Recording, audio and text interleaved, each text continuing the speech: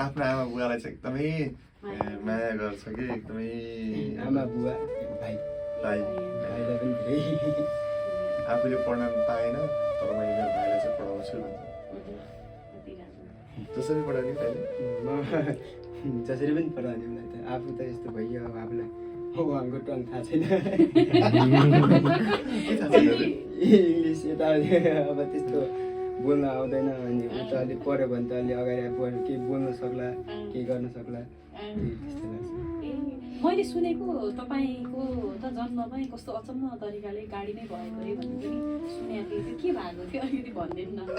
थाहा छ तपाईँलाई? भाइको चाहिँ नाम चाहिँ खास गाउँघरमा किरण हो कि अनि किरण चाहिँ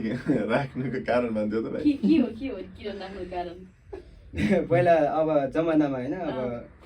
हस्पिटल लग्दैन थियो नि त सबै घरमै हुने त्यस्तो हुने एउटा अब त्यस बेला अब गाह्रो भयो होला अनि त्यसपछि हस्पिटल लग्दा लग्दै किया गाडी भन्ने हुन्थ्यो होइन हजुर त्यही किया गाडीमा एम्बुलेन्स हुँदैन थियो किया